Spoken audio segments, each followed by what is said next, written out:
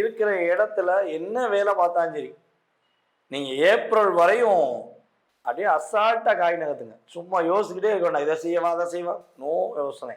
கொடுத்த பணத்தை வாங்க முடியல, என்ன பண்ணே தெரியலன்னு சொல்லி வருத்தம் இருந்தால் அந்த வருத்தம் நிவர்த்தி ஆகக்கூடிய அளவுக்கு கிரகங்கள் உங்களுக்கு சாதகமாக இருக்கின்றன.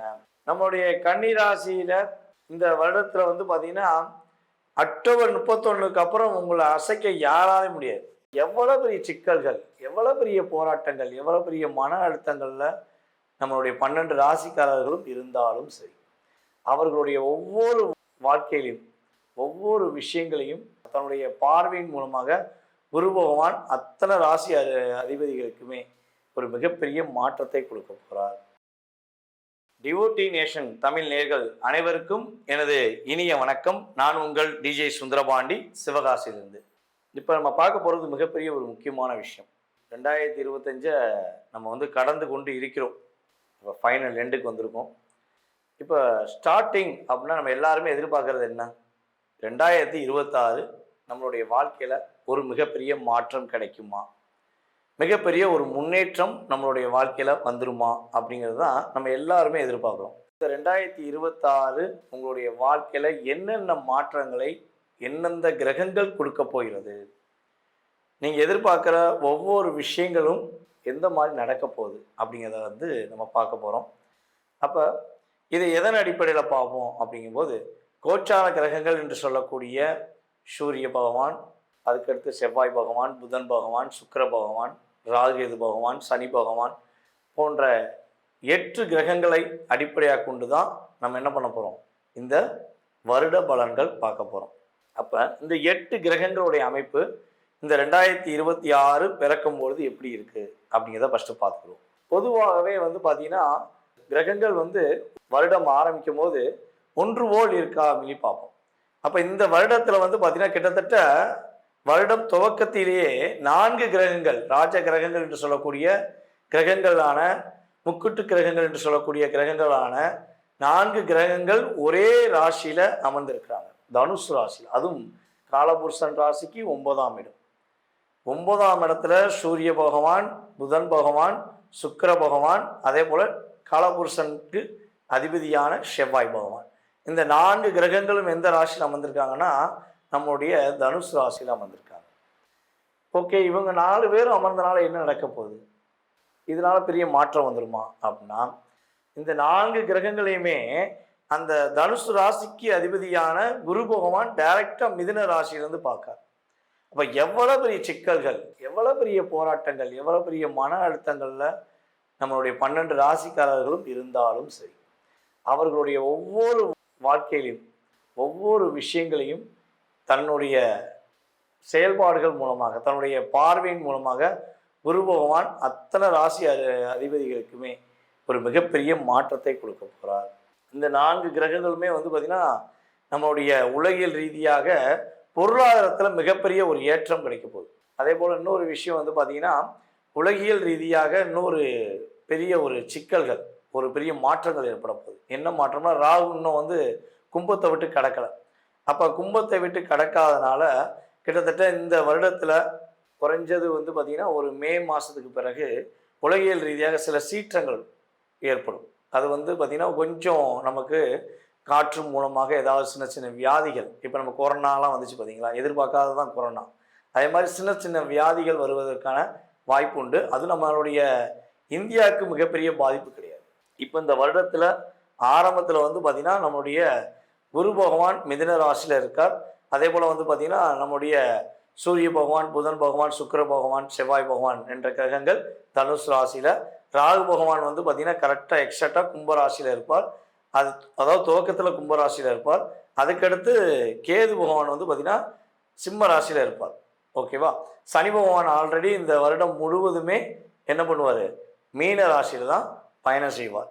இதில் நம்மளுடைய ராகு கேது பகவான் மட்டும் என்ன பண்ணுவாங்கன்னா டிசம்பர் மாதம் ஆரம்பத்தில் என்ன பண்ணுவாங்கன்னா ராகு பகவான் மகர ராசிக்குள்ளேயும் கேது பகவான் கடக ராசிக்குள்ளேயும் நுழைவாங்க. நம்மளுடைய குரு பகவான் வந்து பார்த்திங்கன்னா இப்போ மிதுன ராசிக்குள்ளே இருக்க குரு பகவான் ஜூன் மாதம் கரெக்டாக ஆரம்பத்தில் என்ன பண்ணுறாரு, கரெக்டாக கடக ராசிக்குள்ளே நுழைகிறாரு. அதுக்கப்புறம் அதிசாரமாக அவர் என்ன பண்ணுவார், சிம்ம ராசிக்குள்ளே நுழைவார். அப்போ இந்த கிரக அமைப்புகள் அப்படின்னு சொல்லி பார்க்கும்போது வருட கிரகங்களில் இந்த வட்டம் குரு பகவான் மட்டுமே கொஞ்சம் அதிகமாக 3 ராசிக்கு தன்னுடைய பயிற்சிகளை செலுத்துகிறார் என்று பார்க்குறோம்.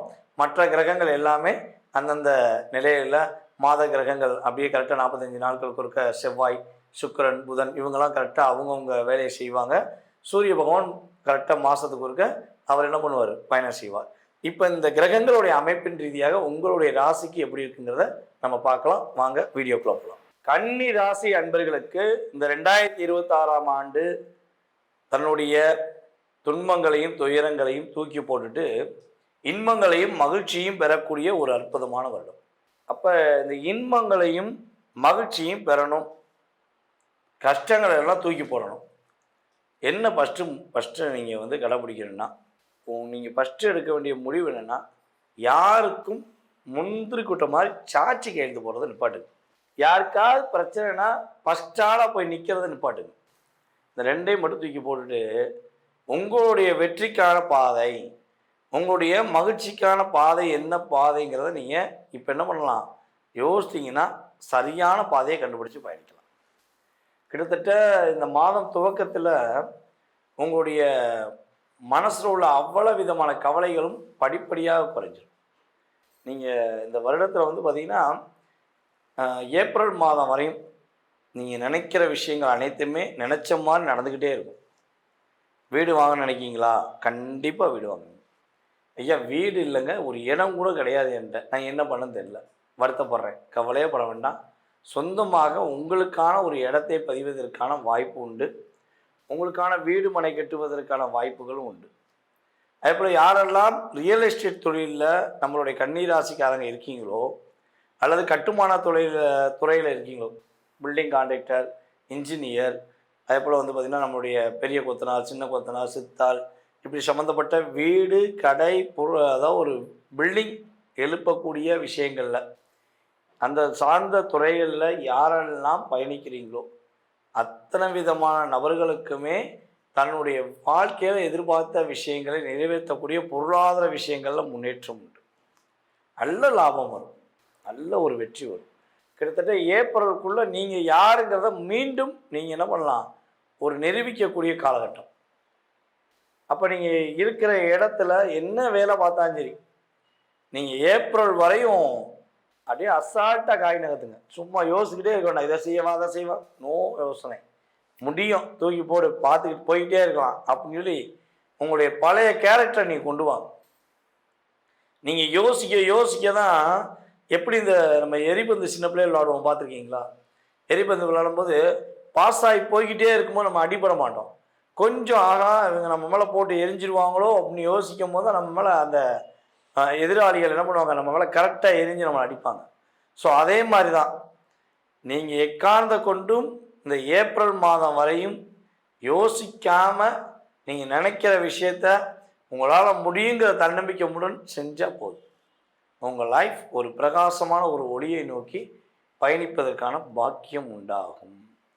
எப்படி அதை வந்து உறுதியாக சொல்ல முடியும், எப்படி நீங்கள் இவ்வளோ ஸ்ட்ராங்காக சொல்கிறீங்க அப்படின்னா, பொதுவாகவே வந்து பார்த்திங்கன்னா குரு பகவான் உங்களுக்கு சாதகமான சூழ்நிலை இருக்கார். அதே போல் வந்து பார்த்திங்கன்னா உங்களுடைய ராசியின் அதிபதி புதனும் உங்களுக்கு சாதகமான சூழ்நிலை. கிரக ரீதியாக மற்ற கிரகங்களுமே சனி பகவான் வக்கரம் வந்து நிவர்த்தி ஆகிறாரு. ஸோ வக்கர நிவர்த்தியாகி சனி பகவான் நிறைய நல்ல விஷயங்களை செய்கிறாரு. பொருளாதார தடைகளை நீக்கி தர போகிறாரு. உங்களுக்கான அங்கீகாரத்தை கிரகங்கள் எல்லாமே கொடுக்க போகிறாரு. அது ஏப்ரல் வரையும் நடக்கும். சரி, இந்த ஏப்ரல்லேருந்து கிட்டத்தட்ட வந்து பார்த்திங்கன்னா நம்மளுடைய கன்னி ராசிக்காரங்க ஒரு ஜூன் 2ஆம் தேதி வரையும் கொஞ்சம் நிதானம், கொஞ்சம் பொறுமை, யார் என்ன சொன்னாலும் மீண்டும் நம்பாமல் ஏமாறாமல் இருப்பதற்கு உங்களை நீங்கள் கவனம் செலுத்தணும். அதே போல் வந்து பார்த்திங்கன்னா யாரெல்லாம் வண்டி வாகனங்களை ட்ராவல் பண்ணிக்கிட்டே தன்னுடைய தொழில் அங்கீகாரத்தை பெறணும், அல்லது என்னுடைய வேலையே டிரைவிங் தான், நான் வந்து கார் டிரைவர் அல்லது சொந்தமாக ட்ராவல்ஸ் வச்சுருக்கேன் அப்படிலாம் ட்ராவல் சம்மந்தப்பட்ட விஷயங்களை செயல்படுத்தும் அன்பு கன்னிராசி அன்பர்களுக்கு மிகப்பெரிய ஒரு யோகத்தை கொடுக்கக்கூடிய ஒரு பாக்கியம் உண்டாகுது. நல்ல ஒரு பொசிஷன். கட்டுமான துறையில் உள்ளவங்களுக்கு எந்த அளவுக்கு பிரச்சனை இல்லாத ஒரு நல்ல மாற்றம் ஏற்பட போதோ, அதே போல தான் வண்டி வாகனங்கள் மூலமாக செயல்படுத்துகின்ற அன்பு நேயர்கள் அனைவருக்குமே வெற்றி உண்டு. உங்களுக்கான அங்கீகாரம் உண்டு. இல்லைங்க, நான் வந்து மீடியா துறையில் இருக்கேன், நான் கன்னிராசி, நான் மீடியா துறையில் இருக்கேன், நான் வெற்றி பெறுவேனா? யூடியூப், இன்ஸ்டாகிராம், ஃபேஸ்புக் அப்படிங்கிற அத்தனை விதமான சமூக வலைதளங்களில் என்னை பிரபலமாக்கணுங்கிறக்காண்டி நான் வந்து என்னுடைய முழு மூச்சாக செயல்படுறேன். நான் வெற்றி பெற வாய்ப்பு இருக்கான்னா, நீங்கள் தான் இந்த வருடத்தில் மிகப்பெரிய சிறந்த ஒரு மீடியா பர்சன், மீடியா சார்ந்த ஒரு சிறந்த நபர் என்று சொல்லக்கூடிய அளவுக்கு உங்களுடைய கிரகங்கள் உங்களை ஊக்குவிப்பதற்கான வாய்ப்பு உண்டு.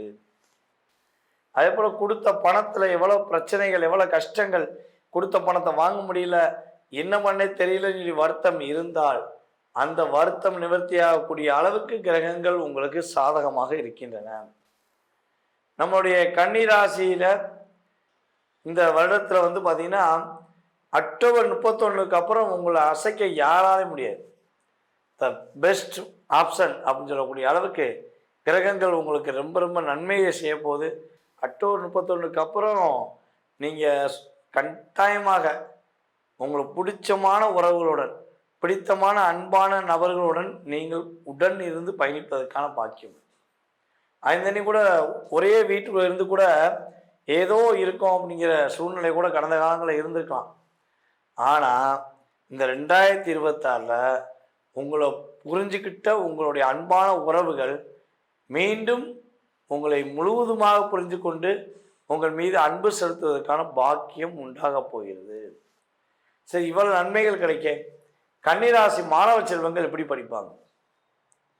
ஏங்க, துருன்னு ஒரு இடத்துல இருக்காம கொஞ்சம் அதிகமாக சேட்டை பண்ணிகிட்டே இருக்கு, இல்லை தன்னுடைய சேட்டை எல்லாத்தையும் பிறருக்கு காமிக்காம என்ன சொல்லணும்னா சைலண்டாக தன்னுடைய விஷயங்களை இயக்குறாங்க அப்படின்னா அது யாருன்னு பார்த்தீங்கன்னா மேக்சிமம் கன்னிராசி தான். நீங்கள் அப்படியே ப்ரொஃபைட்டாக ஒருத்தவங்களை புரிஞ்சுக்கிட்டு அவங்களுக்கு பதிலடி கொடுக்கணும்னு நினச்சிங்கன்னா உங்களை அசைக்க யாராலையும் முடியாது. ஆனால் நீங்கள் அளவு கடந்த அன்பை போய் இல்லை லாக் ஆகிட்டு அவங்களுக்கு ஒரு பதிலடி கொடுக்க நினச்சா உங்களால் முடியவே முடியாது.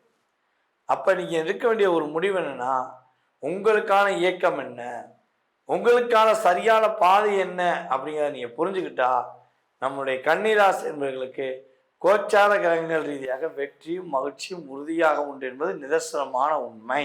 நேர்களே, தற்போது வரை நீங்கள் பார்த்தது வந்து பார்த்தீங்கன்னா உங்களுடைய ராசிக்கான இந்த 2026 உங்களுடைய வாழ்க்கையில் என்னென்ன மாற்றங்களை கிரகங்கள் கொடுக்க போது, நீங்கள் எதிர்பார்க்குற விஷயங்களில் என்னென்ன விஷயங்கள் நடக்க போகுது, என்னென்ன விஷயங்களில் நீங்கள் கொஞ்சம் கவனமாக இருக்கணும் அப்படிங்கிற பற்றி பார்த்துருக்கீங்க.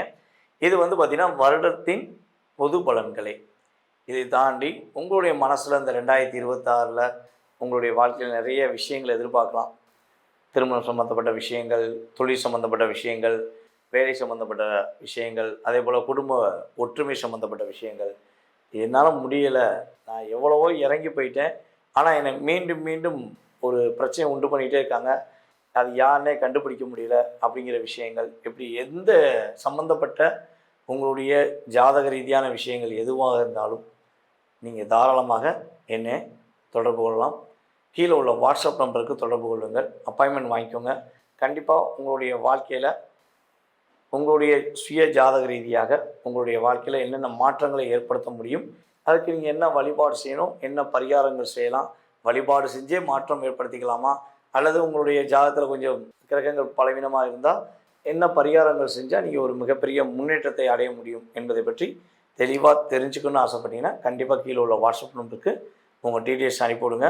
ஃபஸ்ட்டு வந்து உங்களுடைய பேர், நீங்கள் உங்கள் டேட் ஆஃப் பர்த் டைம், அதுக்கப்புறம் நீங்கள் எந்த ஊர்லேருந்து பேசுகிறீங்க, தற்போது நீங்கள் எந்த நாட்டிலேருந்து பேசுகிறீங்க அப்படிங்கிறத ஃபுல் டீட்டெயில்ஸ் அனுப்புங்க. கண்டிப்பாக உங்களுடைய சுய ஜாதகம் சம்மந்தப்பட்ட அத்தனை விதமான கேள்விகளுக்கும் பதிலளிக்க நான் காத்திருக்கிறேன்.